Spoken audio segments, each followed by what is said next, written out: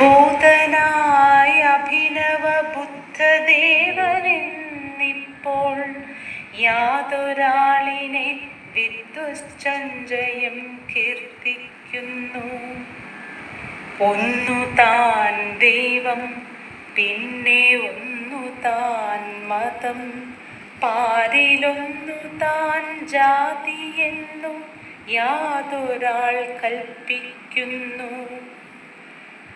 അയൽ മന്ദിരം തഴപ്പിക്കണമെന്നു ലോകനിയമം നയജ്ഞനാമേതൊരാളരുളുന്നു.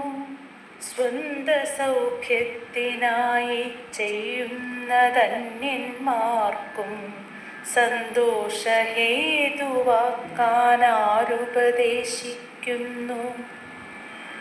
അല്പമാമക്ഷരം കൊണ്ടനൽപതത്വങ്ങളെ